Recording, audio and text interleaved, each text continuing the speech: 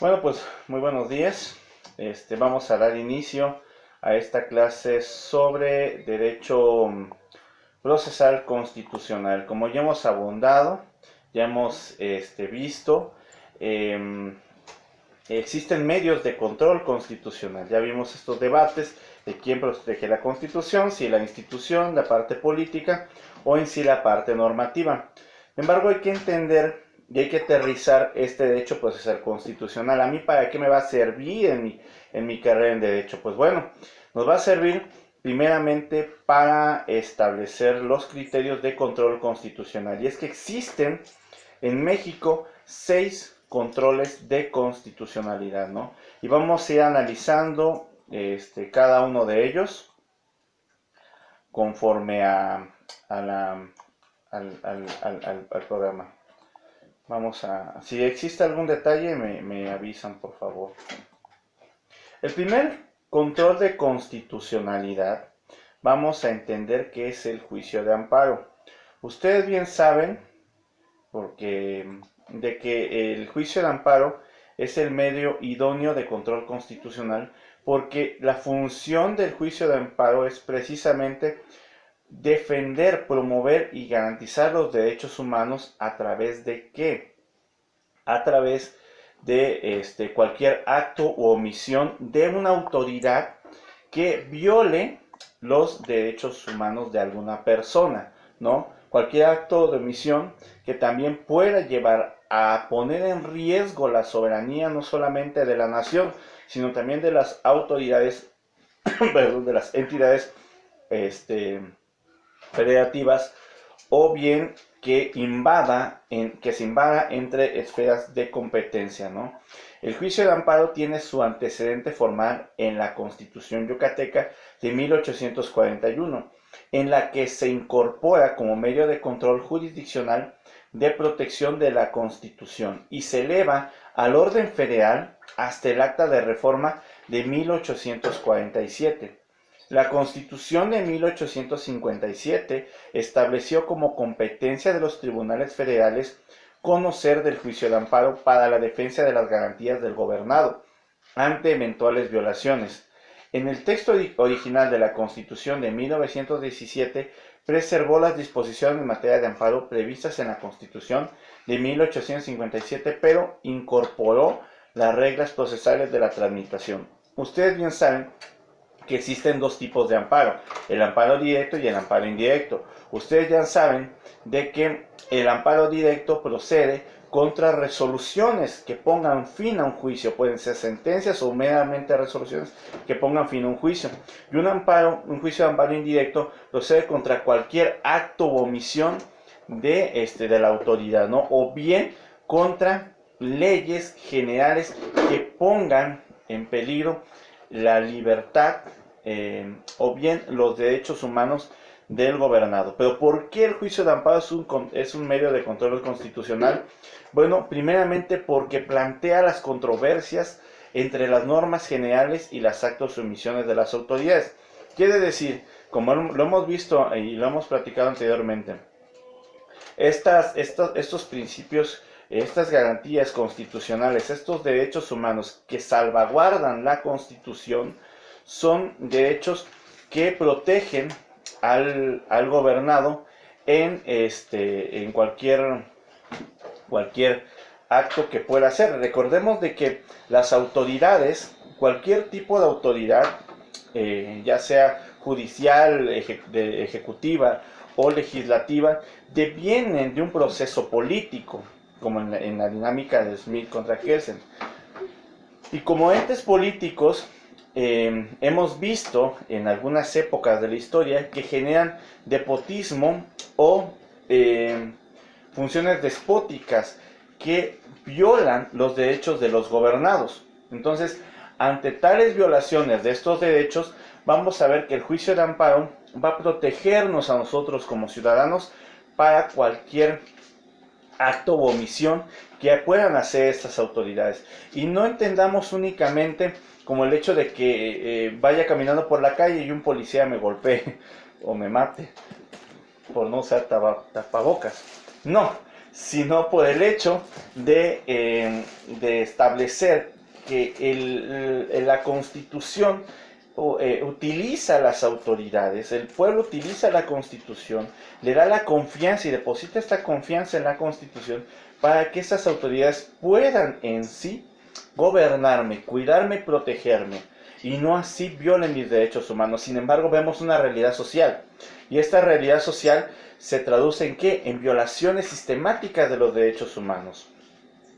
Entonces, el juicio de amparo es el medio de control constitucional, primeramente, como ustedes ya lo han visto en sus clases anteriores de derecho de amparo, precisamente porque protege las garantías constitucionales del gobernado, ¿no? No se trata de hacer análisis del artículo 103 y 107 constitucional, porque ya lo han visto ustedes en sus clases, pero hay que ver la naturaleza de la tramitación de este juicio, ¿no? De dónde es que viene y emana. Primeramente, porque no existe, en el juicio de amparo directo ya no existe algún otro recurso. Ya un juez ya te sentenció, ya un tribunal, una sala regional ya confirmó, un tribunal de alzada ya confirmó esa sentencia en la cual a ti te condenan por 20 años de prisión por un delito que tal vez tú no cometiste. Y aquí viene el habeas corpus, el juicio de amparo, que te va a dar una segunda oportunidad, pero una última oportunidad. Pero no es para demostrar si fuiste o no fuiste culpable, sino la intención de este juicio de amparo es ver qué tantos elementos probatorios, qué tantos actos procesales o qué acciones u omisiones pudieron tener la autoridad. No se va a investigar si tú fuiste culpable o no fuiste culpable, sino se va a investigar a la autoridad con qué elementos acredita tu culpabilidad para someterte a una condena de esas. Y aquí viene la naturaleza del juicio de amparo. Está protegiendo al gobernado porque incluso igual y fuiste culpable del delito al que se te imputa, ¿no? Igual y lo fuiste, pero tal vez la autoridad tuvo vicios en la forma en que a ti te sentenció. Y ante esos vicios, esos errores y omisiones que se traducen en violaciones de derechos humanos, pueden ser tal vez la llave que te den a ti la libertad debido al juicio de amparo en materia directa. O de igual manera, si te quitan tu casa, o te extraditan, o te imponen una multa que es ilegal, etcétera, ¿no? O una clausura de algún establecimiento comercial donde tú utilizas ese comercio para vivir, ¿no? Ahora bien, vamos a ver que el juicio de amparo indirecto también protege a las garantías constitucionales, y es un control constitucional porque no solamente protege contra los actos y omisiones inmediatas de la autoridad, sino que también te protege contra las leyes. Vamos a ver de que los legisladores o el quehacer legislativo deviene de un proceso político. Los diputados, los senadores, los representantes del Congreso de la Unión vienen inmersos en un proceso electoral, ¿no? Ellos son escogidos a través de un proceso democrático electoral, los cuales propician la participación ciudadana, pero no siempre elegimos al mejor gobernante, o no siempre se deposita esa función legislativa a la persona más idónea, ¿no? No voy a hacer crítica de un sistema político, ni tampoco de un sistema partidista político, ¿no? Ya que nosotros mismos somos quienes escogemos al representante, ya sea a través del partido o a través de la misma, o el mismo candidato, ¿no? Sin embargo, este quehacer jurídico que tiene la potestad legislativa a través de los diputados y los senadores, van a llevar a que no siempre se puedan crear leyes que beneficien al ciudadano, sino que puedan beneficiar a un sector social o bien perjudicar a un sector social, ¿no? Entendiendo en un término político, ¿no? Entonces, las sentencias de amparo indirecto van a declarar la inconstitucionalidad si es que una norma viola los derechos humanos, o sea, si es que esta norma contrapone a los derechos del gobernado. Si esta norma contrapone los derechos del gobernado, se va a declarar como inconstitucional, porque si la Constitución te dice que toda persona tiene derecho a una educación y se crea una norma jurídica en la cual te dice de que solamente la clase privilegiada va a tener la educación, entonces esta norma jurídica contrapone a esta Constitución, por lo tanto es ilegal. Nosotros vimos en el periodo de Andrés Manuel López Obrador cuando se crea un decreto en el cual él dice: en este momento queda sin efecto la reforma educativa. ¿Y qué hizo la Suprema Corte de Justicia de la Nación? Lo mínimo que pudo haber hecho, decirle: ¿sabes qué, señor presidente de la República? Lo que usted hizo es un acto de inconstitucionalidad. ¿Por qué? Porque no es la forma. Primero, si quieres cambiar la Constitución, utiliza el proceso legislativo que la misma Constitución te da para reformar una Constitución, que tal vez después sí pudo reformarse, pero no fue suficiente en el momento. No basta de que el presidente de la República se levante en la mañana y diga: vamos a cambiar esta disposición normativa, porque no puede ser así. Genera una ilegalidad. ¿En contra de quién? Del gobierno, del gobernado. ¿Por qué? Porque en ocasiones esta ley puede beneficiar a alguien y en otras ocasiones puede perjudicar a otros. Cuando se crea la Ley del Sistema Nacional de Seguridad, curiosamente, los primeros amparos que empezaron a presentarse de acuerdo al decreto de origen de la reforma y de la ley, fue, en caso Chiapas, gente de Orchuco. ¿Y por qué? Porque estas personas estaban acostumbradas a bloquear los caminos y carreteras. Y obviamente es un delito.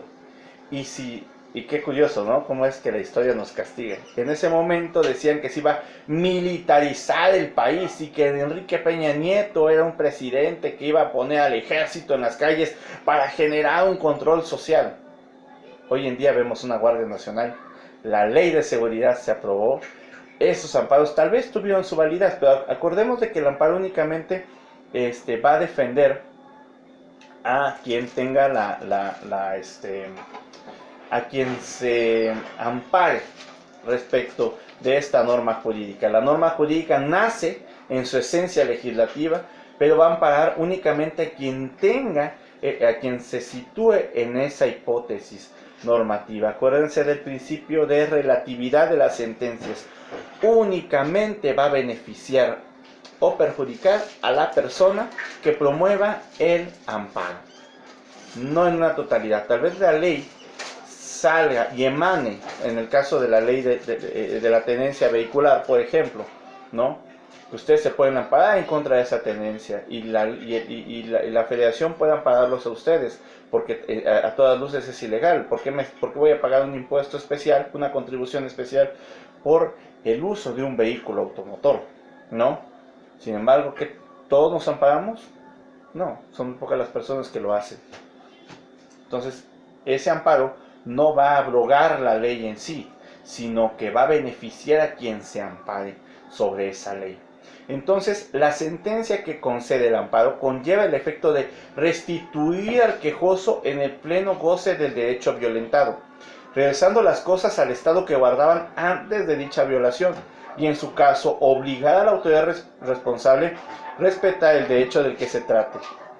Su cumplimiento debe ser puntual, dentro del plazo de 3 días, para que, de no serlo así, sin que medie causa justificada, la autoridad responsable podrá ser sancionada con multa y se da trámite al incidente en ejecución de sentencia.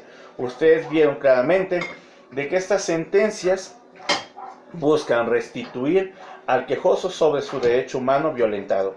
Ejemplo, el Estado tiene la obligación de darme a mí una seguridad, que yo salga a mi casa y que no me asalten.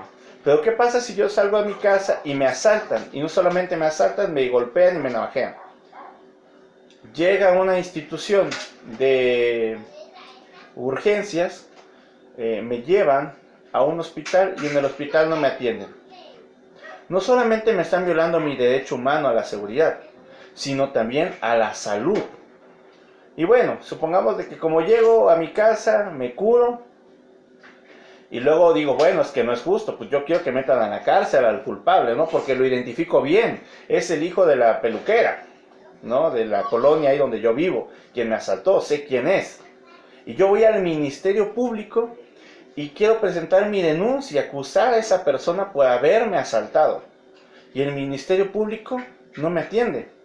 Me dice que no va a proceder y que voy a perder mi tiempo y el tiempo de ella. Y que voy a utilizar su facultad discrecional para no proceder conforme a la denuncia.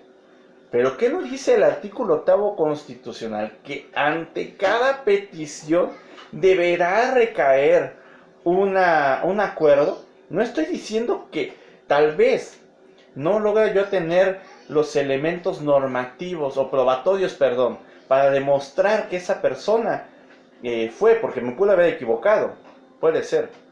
Pero eso no le compete al Ministerio Público en primera instancia. El Ministerio Público tiene la obligación, así como toda autoridad, de recepcionar mi queja, de recepcionar mi denuncia. Y ya será un Ministerio Público investigador quienes va a utilizar todo medio científico o para llevar, o por lo menos probar la veracidad de lo que sucedió. Entonces, no de primera instancia el Ministerio Público se puede negar a que yo presente la denuncia, porque estaría violando mis derechos humanos. Pero también vivimos en un sistema penal que es así, ¿no?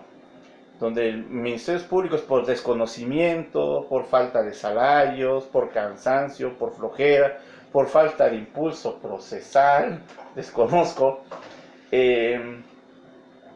no te quieren atender. Tú, ¿cuál es el derecho violentado? Pues obviamente el derecho de petición. Tú presentas tu amparo en contra de este Ministerio Público y la sentencia te va a restituir. ¿Y cuál sea la restitución? Que va a obligar al Ministerio Público que te atienda, que va a obligar a la institución de salud que te atienda, que va a obligar al gobernador que te atienda, etc. Porque la idea aquí es restituirte a ti el ejercicio de tus derechos violentados. Supongamos que a ti te quitaron, a ti te están demandando, tú firmaste un pagaré por un préstamo de 3,000 pesos, pero lo firmaste en blanco, porque así se la manejan los coyotes o agiotistas, ¿no? Y supongamos de que en eso tú presentas, por algunas razones te atrasas en el pago, y el agiotista, o el usurero, o el coyote, o el prestamista, le pone no por 3,000 pesos, sino por 300,000 pesos. Y te demanda a ti un juicio ejecutivo mercantil. Y tú, por desconocimiento, por no tener dinero, no te haces ver con un abogado. Y no puedes contestar la demanda.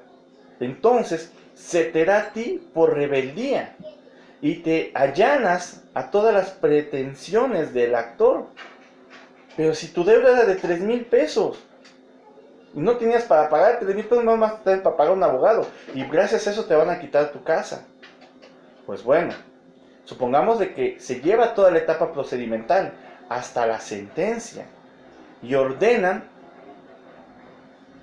no solamente el embargo de tu propiedad, sino también el remate de la misma para pagar los intereses y la suerte principal. ¿No sería en cierta manera injusto? Entonces, aquí es donde viene el amparo. Y tú puedes utilizar, porque ya investigaste, ya te diste cuenta que te van a quitar tu casa, que tienes un problema, entonces tú ya puedes utilizar la justicia de la unión. ¿A través de qué? Donde tú vas a demandar la sentencia de la autoridad local para que no se te viole a ti tu derecho de propiedad. Y cuando se acredita que tú no contestaste la demanda, no por rebeldía, sino por la insolvencia económica, y el juzgador no te otorgó un abogado de oficio, en ese momento puede restituirse tu derecho como quejoso. ¿Para qué? Para que ya no te embargue tu casa. Ojo, no se está diciendo que tú no debas el dinero, o que tal vez tú no seas el presunto pagador o deudor de esa cantidad. No, simplemente que el juzgador no debió haberte embargado sin que antes se haya acreditado o te hayan dado a ti la oportunidad procesal para defenderte. Entonces, en esta hipótesis, el juicio vuelve a un estado natural donde te vuelven a demandar nuevamente y te dan la oportunidad para que tú enmiendes tu error de no asesorarte con un abogado, o el juzgador enmiende su error de no otorgarte un defensor de oficio, un abogado de oficio. No te están diciendo que no pagues o no pagues, no, simplemente que te restituyan a ti el debido proceso que te quitaron. No sé si he sido claro.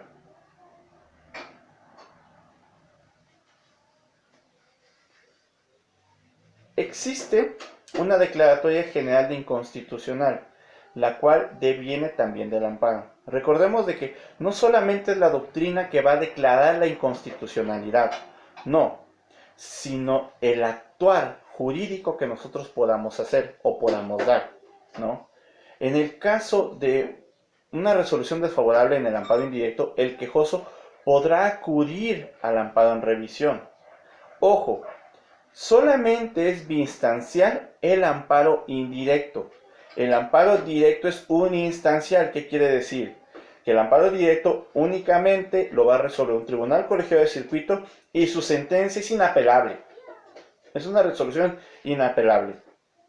Sin embargo, en el amparo indirecto, cuando son contra leyes o actos de una autoridad, y no te favorece a ti la resolución del juzgador de distrito, entonces puedes utilizar un amparo en revisión, cuyo impacto, dado los efectos generales que se desprenden de la eventual declaratoria general de inconstitucional, resultan de la mayor importancia en el ámbito de atribuciones del legislador ordinario para la actualización normativa que corresponda.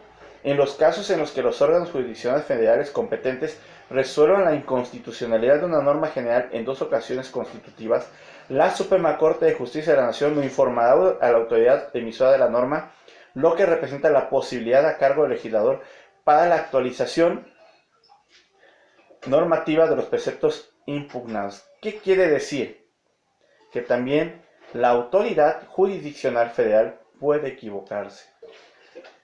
Entonces, le da la posibilidad a la autoridad responsable o al gobernado para revisar en sí el gobernado, lo del quejoso, ¿no?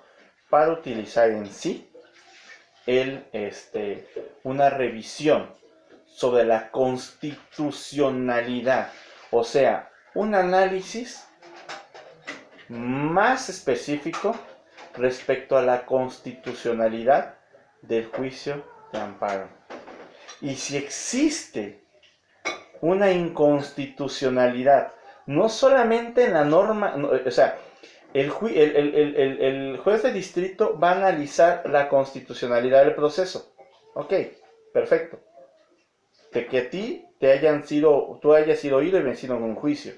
Perfecto, adelante. En un juicio, en un amparo de revisión, no se va a establecer si el juzgador hizo bien su chamba, o sea, siguió todos los procesos procedimentales del juicio, sino que en el amparo en revisión se va a analizar si el legislador no está violando un derecho humano con ese procedimiento que hizo. Vean nada más la chulada que es el juicio de amparo. Va a analizar no el actuar del juzgador, sino el actuar del legislador. Y si este actuar del legislador contrapone a la Constitución o bien contrapone a algún tratado internacional que proteja los derechos humanos, la Suprema Corte de Justicia de la Nación va a ordenar que se aclare a través de una jurisprudencia o una tesis aislada, o una contradicción de tesis puede ser también, o una reiteración de criterios, o bien puede ordenar la modificación de la norma. Ejemplo claro, el matrimonio homoparental, en donde dos personas de un mismo sexo solicitan a un oficial de registro civil el matrimonio igualitario, ¿no? Sin embargo, el Código Civil chiapaneco decía que el matrimonio se sitúa entre un varón y una mujer. Entonces, un matrimonio entre varón y varón no puede darse.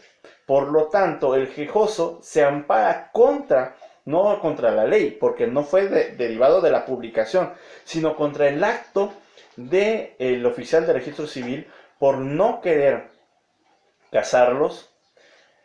Obtiene el amparo, pero no solamente se queda en el amparo del acto del oficial de registro civil, sino que se va a la Declaración General de Inconstitucionalidad, porque el Código Civil chiapaneco no estaba en un orden de igualdad con lo enmarcado por la Constitución. Entonces, el Código Civil chiapaneco, de acuerdo a la Declaratoria General de Inconstitucional, reforma su artículo, o sea, obliga al Congreso del Estado a reformar el artículo, ahorita no tengo el dato, para que se reformara y se quitara esta parte donde decía que el matrimonio se da entre varón y mujer, y que era el matrimonio se da entre personas. Y al hablar de personas, no estamos hablando de género, estamos hablando de especie. Hombre o mujer, con cualquier identidad sexual que puedan tener. ¿No? No sé si me explico. Con la Declaración General de Inconstitucionalidad. O ya me salí de sesión.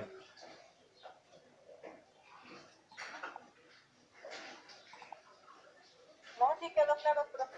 Bueno, entonces vamos a ver que el juicio de amparo, que ustedes ya vieron amparo 1 y amparo 2 y su proceso y sus términos y sus notificaciones, y que el amparo adhesivo y que el amparo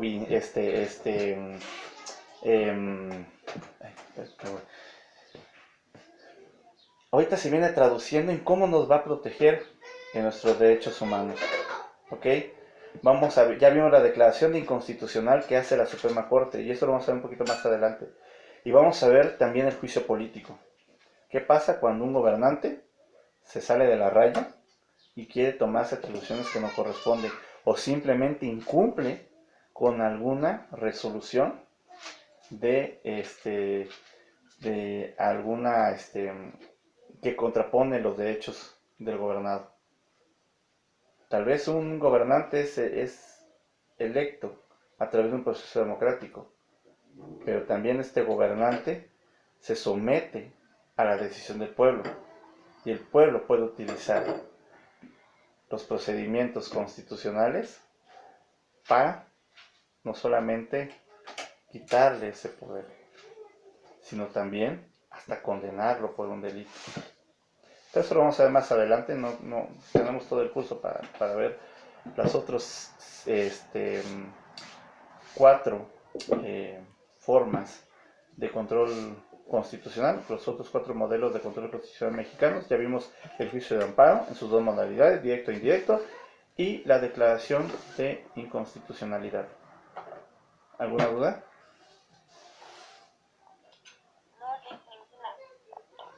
Perfecto. Como bien se dan cuenta, ya me adecué a los sistemas de plataforma, donde únicamente van a existir 4 carpetas, y las actividades se van a subir en la carpeta de programas y objetivos de la materia, ¿no? Pero también cada actividad que yo programe, que será semanal, se subirá no solamente en la carpeta de programas y objetivos en la materia, sino también que se creará una carpeta especial para que ustedes puedan depositar ahí sus actividades. Ustedes saben que yo soy muy flexible en cuanto a los trabajos y eso. Yo creo que vamos a suspender un poquito la recepción de trabajos vía correo electrónico, sino que va a ser a través de plataforma, para que quede evidencia. ¿Okay? Si tienen algún problema con su plataforma, háganlo ver en la universidad, a modo que no tengan ningún problema. Es bueno causar moda, y qué bueno que también muchos maestros se están adentrando en esto. Vamos a dar la clase cada sábado y la estoy videograbando para subirla a plataforma. ¿Ok? Que tengan muy bonito día. Si tienen alguna duda, están los foros de plataforma o mi WhatsApp. ¿Alguna duda hasta ahorita? Una, profe. ¿Quién se conectó? Marcos, Fidelino, Karen, 3PX52LA, Diana, Carlos, Monse que ya se fue y Brenda que ya se fue. Ah, profe, me dijo Monse que no se puede conectar porque se le acabaron sus datos. Ay, está Monse. Y ya no la dejan citar. Ay, no, ni modo. Hay que decirle que su novio le ponga una recarga o algo. Ahí está la evidencia. Sale pues. Nos vemos entonces la siguiente clase. Nos vemos. Sale link. Bye.